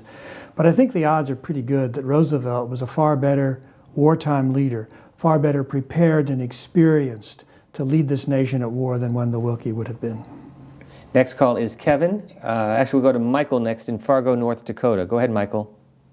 Yes, I was a little late getting to the program, but as I understand it, Wendell Willkie has never held political office. So it made me curious if his vice presidential nominee was chosen for political experience to, I don't know, help balance the ticket, or how he came about to be appointed. Thanks for the call. Well, Wendell Willkie's first choice was not selected, and so it came to the party establishment to come to Wendell Willkie. How did this all come about, and who ultimately did he choose? Well, McNary was a traditional Republican in many ways, far more acceptable to the rank and file of the Republican Party, the Republican Party leadership. So I think the caller's guess is right on. Jim in Washington, D.C., you're next. Yes, very interesting program. I would like to address two questions that were raised that were not possibly answered. One was that Wendell Willkie was named as in the Newsweek article in 1967 as a model for a candidate that year. That model was George Romney. He was the candidate in the Republican primary, but he dropped out because he made a remark about the Vietnam War. But he was an industrial executive, head of American Motors, and had never really served in public office before. But he ran in the early days of the Republican primary against Nixon, and then did not, of course, win. And the other question... But he did serve as the governor of Michigan. Please go ahead. Continue, caller. Well, just one other quick one. The other candidate, or the other president who ran for a third term was U.S. Grant. He had been president for 2 terms, stepped out for a term, and was a candidate of the Republican convention in 1880. He lost to James Garfield. So that is the other president who did seek a third term. Thank you for the call, Amity Schlaze. And also we had Teddy Roosevelt, who ran for another term under a different party after he had left the White House. Well, I'm very much involved in this with Coolidge because Coolidge served under Harding, and Harding unfortunately died. Coolidge was vice president, became president, then won in his own right in 1924. So Coolidge could have run for another term. Example, the same issue confronting Roosevelt. Easy call, a Republican, a Democrat always runs again when they're a popular incumbent, and Coolidge chose not to run. That's a famous decision by Coolidge, which is normally attributed to personal depression or exhaustion. What I'm discovering in researching the Coolidge bio is that Coolidge chose not to run because of George Washington, because absolute power corrupts absolutely, because he saw that over time an executive gets too used to the office and the yes men. And that was the concern that people had over FDR, that Willkie was the expression of as well, that you do become too much, you confuse, you say l'état c'est moi, the state is moi, is me, the more you serve, the longer you serve in the office. You can get more information by logging on to cspan.org and clicking on among our websites the Contender series, or go to thecontenders.cspan.org, and you'll get more on this program and our 14-week series looking at presidential candidates who ran for office, lost, but changed American history. Next is Helen, joining us from Cape May, New Jersey. Go ahead, please. Well, I'm a college teacher. My students have been assigned to watch, and they will be so envious that I'm getting to speak to Amity Shlaes. I loved your book. I'm looking forward to the Coolidge book. And my question is, what was the percentage of the electorate that came out to vote in that election? Was it a big percentage or not? And again, can't wait to read the Coolidge book. You know that. Thank you. We neither. Oh, thanks, Helen. Well, we do have the electoral college totals, and we know that it was a landslide for Franklin Roosevelt. But we don't know the share of the turnout. And we apologize for that. We're going to supply that on our websites within 24, Helen. We're sorry. We owe you. But there you see the results, where Wendell Willkie receiving just over 22 million votes, Franklin Roosevelt just over 27 million votes. Jim Madison. Well, it wasn't a landslide. As Amity said earlier, Willkie did better than his Republican predecessors, but it was a clear victory for Roosevelt. David Willkie, another aspect about your grandfather, his view of civil rights in this country 20 plus years before we saw the civil rights movement led by Dr. Martin Luther King. My grandfather was certainly ahead of his time when it came to thinking about civil rights and the rights of all people. It was part of his creed, it was part of his code. But one of the places that I wanted to show you was just a campaign piece in the 1940 campaign, where he talked about just race relations in a very direct and raw way. And this was an advertisement that was used in African American press at the time of how he reached out to that part of the electorate. And again, we're trying to always get a sense of what was going on in the country, and let me ask you specifically in this part of the country, in Indiana, the KKK in its role in the society here. Certainly the KKK had a very strong presence here in Indiana. There was a major push to push them out, especially within the Republican Party. People like the Willkie family was instrumental in that, with also following on the Willkie footsteps of what came to be. There was division in small towns. There was an African American population, certainly in this town of Rushville, and still continues to be, and throughout all towns. But the races didn't mix, didn't necessarily intermingle constantly. There was always a fearful nature of it all. And that's from Wendell Willkie, not only his thought process coming beforehand, before the election, but also afterwards of what that took him looking throughout the world on the One World trip. What about this aspect of his life, his view of domestic issues and civil rights? I think David is being unduly modest about his grandfather's position on civil rights. He was well in advance of just about everyone, every notable person in this country. Perhaps Mrs. Roosevelt, Eleanor Roosevelt would be the exception. He was very much ahead of his time on civil rights. And it comes out of some of the same things that are in One World, about democracy, anti-colonialism. He was strongly opposed. He insisted that colonialism had to disappear in the name of democracy. He insisted that equality around the world could only be achieved if there were equality at home. So he connected this international one world idea with the necessity of justice and for all in the United States. And he walked the walk. He spent a lot of time working with the NAACP. He worked with Hollywood filmmakers to remove the horrible racism in Hollywood films in the 30s and 40s, in all sorts of ways. Wendell Willkie was an advocate for racial justice, a supremely important advocate long before most Americans, white Americans, were at that position. John from Columbus, Ohio, you're next. If y'all just took the words right out of my mouth, I was just about to say that, you know. I was just about to say, what did Wendell Willkie say about the African community in Indiana at that time, doing how racism was, how the Ku Klux Klan was out there? Y'all just took the words, and I'm like, wow, they just took what I was about to say. But I also want to say one thing. I love watching y'all show, The Contenders, because I learn every day as a young man, African-American man, with a family, young family that owns a home, and I try to teach my stepson and my daughters and them about the history, about presidential things and people who can come up and you can do. I tell them every day, you can make it, you can do it, you know, and I'm just thankful that y'all have this show on here and talking about this great man that, hey, I don't know anything. My granddad, he's 89 years old, and he tells me everything about people, about history, and about America. But I'm so glad that y'all said that about the African-American community in Indiana, which was a racist-ass, sorry about my language, but was very racist towards African-Americans at that time in the 1940s. And I thank y'all so much for bringing this up, and please keep programs like John, this thanks. coming. Thank you. Thank you for the all call. And David Willkie, he's talking about his grandfather, and what about your grandfather as you hear that sentiment?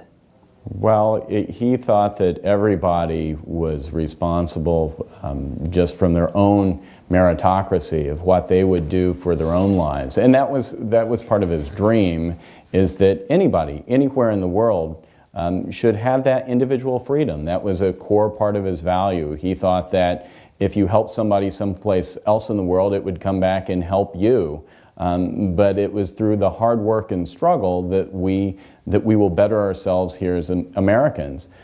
Going on to the race relation part, certainly he had a long, even after he died, Wendell Willkie, the NAACP was housed in the Willkie Freedom House in New York City. You know, they kept that mantle that was there just because he was so far out in front of every place else. When he was in, as Jim Madison talked about, being in Hollywood and pushing the ideas of race equality, certainly as we look at what came up in the 50s and 60s, one would think, what would have been different if Willkie had become president?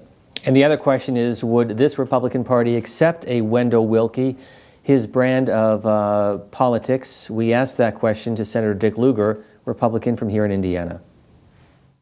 I doubt whether Wendell Willkie would win today, in part because he was what I would call a moderate, in quotes. He was a person who really was looking after the good of the whole country.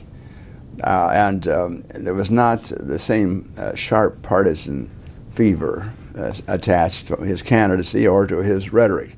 Now, he had a very sound business attitude, and that's why he was successful. He understood the American free enterprise system and job creation, the things that are very important to us as we try to look at economic recovery now.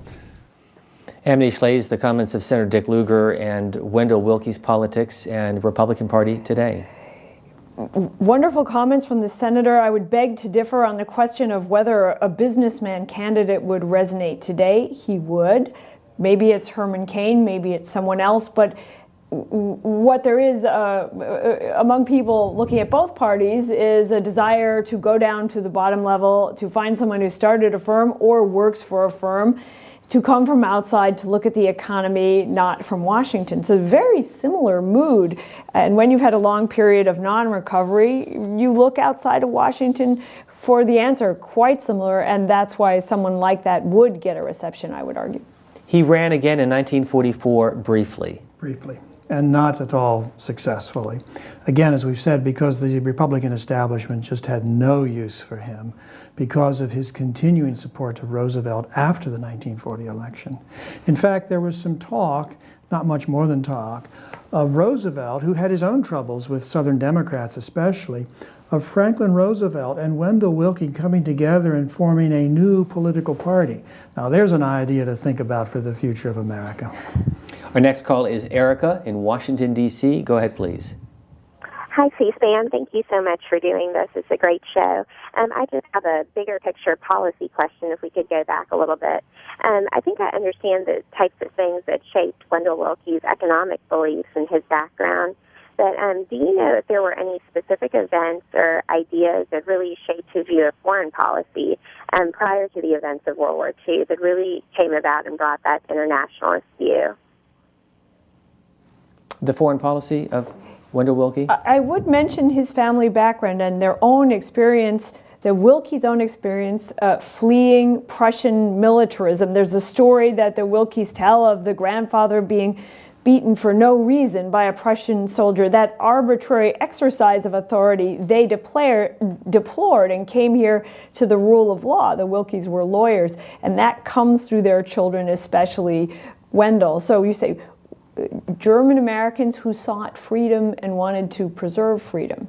David Willkie, did you want to respond to that caller's point? Well, certainly within the family, it's thinking about Wendell and his life growing up, being part of World War I in his time period in the Army, opened his eyes. The intellectual life of the family. When Wendell grew up and the whole family, his father would wake up his children by reading Shakespeare quotes every morning. And that's how they would start their day. So it was a constant era of intellectualism, of thought process that allowed him to look outside of just his own surroundings in Elwood, Indiana. Duncan is joining us from Rootstown, Ohio. Go ahead, please. I was just curious about any relationship Willkie may or may not have had with Huey Long.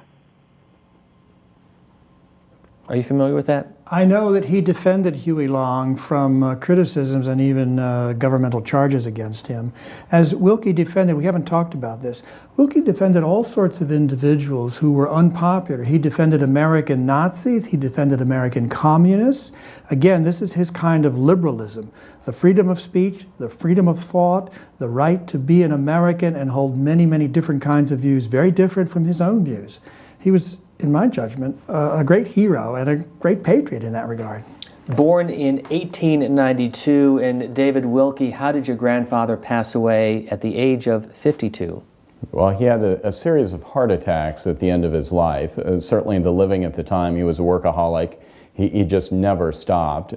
Diet, exercise, and genetics, all that we know much more today about those things, certainly played a role in his death. I think Wendell Willkie was an exceedingly hardworking person. He was 24/7.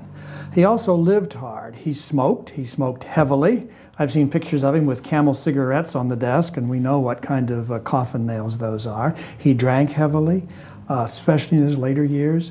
He did not live what we would now understand as a healthy life. And David Willkie, he is buried just a few miles from where we're located, correct? Yes, in East Hill Cemetery. It's a beautiful site that was described in the New York press as being looking out over the prairie, although we're not quite prairie here, open site. And at the cemetery site has a book, a stone granite book, laying out and talking about his creed, about how he lived his life and what he thought was the future of the world and what it should be. Talking about the ideas that we mentioned about equality, about that America was the place to be. Why? Because you could dream, and in America you could make those dreams come true. Amity Shlaes, if you could ask him one question, what would it be? How do we bring our country together this time so that we have a political process that yields economic recovery? That we get past calling each other names to formulate a policy that gets the country to grow again. Hugo is joining us, Stanford, Connecticut. Welcome to the program. Yeah, First of all, I met Wendell Willkie at my grandfather's home, along with Thomas E. Dewey, with two very, very fascinating public personages. I was 10 years old at the time, and but I do remember distinctly both of these personalities. My grandfather was the publisher of the oldest Italian newspaper in this country, Marcello La Follia di New York. But I won't get into history. He was an FDR Republican, my grandfather. My great uncle was a Cortiferro, his pen name, was a socialist. But that's beside the point. The point is that I was terribly impressed as a young boy with this man. And even I was always in the political environment, an intellectual environment, educational, historical, etc. In my family. But this man impressed me a great deal, and frankly, he was the reason, as I became eligible to vote, that I became a Republican. What disturbs me today is that the Willkie Republican, frankly, the first time I voted was as for Eisenhower, when I was able to vote. Subsequently, I became a Young Men Republican Club member, vice president in New Rochelle, New York.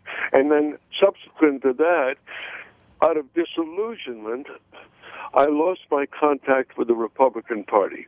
And I hate to say this because there were so many elements in the Republican Party personified by Wendell Willkie and Dewey and others that impressed me. And I was just wondering among your panelists whether or not they could at least comment on why we have lost the essential. How can I put this? I don't know how to put this in political terms, but I'll put it in humanistic terms. How we have lost the fundamental understanding of what capitalism is, political association with capitalism is, and ultimately with the nature of what's going on in our society today, particularly among the parties. Hugo, thank you for the call, and we should point out next week we'll talk more about the personality and political career of Thomas Dewey as we bring you our live coverage from the Roosevelt Hotel in New York City. But to the caller's point. Well, I understand what the caller is saying, I think, and there are days when I would agree with him. But overall, most of the time and over the long run, I do not agree with that rather pessimistic view. I'm still a great American optimist. And some of my optimism is the hope that there are going to continue to be candidates offering the choices that Wendell was in 1940, and especially the Wendell Willkie after 1940. David Willkie, what was your grandfather's legacy? Well, there are many aspects to the legacy. Certainly there's the thought about commerce, as we discussed before, and to the caller's point of thinking about, does politics and business, do they have a place at the same table coming together? As we look right now in the economic times that we have, I would argue definitely yes. And that's part of his legacy. There's also the legacy of thinking about race relations, thinking about what it means to be a citizen of the world and understand how the rest of the world affects us here in places like Rushville, Indiana. All those come and culminate together to say, yes, can an outsider come in and rise to the highest levels? I would argue, yes, it can happen again. And Amity Schlaze, why is Wendell Willkie important? Change the game. He's a game changer. Count on it. There'll be more Willkies. He's not the last Willkie. That's what we're saying tonight. Amity Schlaze, who writes for Bloomberg, the author of The Forgotten Man, and Jim Madison, a professor of history at Indiana University here, and to David Willkie, the grandson of Wendell Willkie, and to the Rushville Historical Society. We thank them for allowing us to carry this program from you here in Rushville, Indiana. And as we look at the life and career of Wendell Willkie, he passed away in the fall of 1944. Here is how United Newsreel reflected on his life.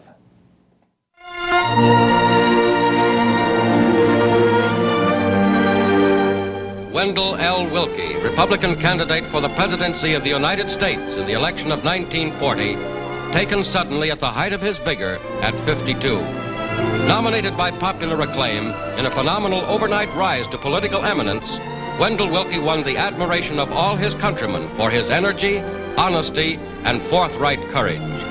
He spent the last years of his vigorous life in an effort to promote mutual understanding and goodwill among all nations.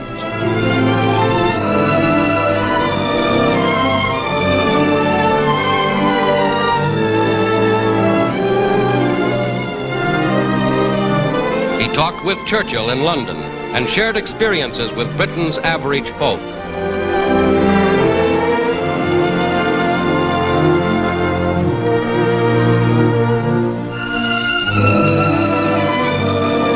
He visited and talked with the people of Russia, of the Middle East, and of China, renewing his strong faith in unity among all peoples.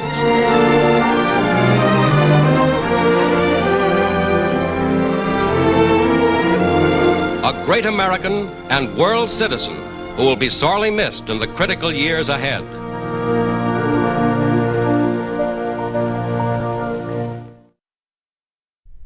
The Contenders features profiles of key figures who've run for president and lost, but changed political history nevertheless. Our live look at the Contenders continues next Friday, when we'll be in New York to talk with historians and take your calls about the presidential campaign of Thomas Dewey.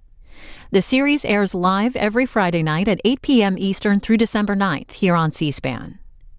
You can see tonight's program on Wendell Willkie again at 11 p.m. Eastern. And for more information on our series, The Contenders, go to our website at cspan.org. There you'll find a schedule of the series, biographies of all the candidates, historians' appraisals, and their speeches. That's all at cspan.org/thecontenders.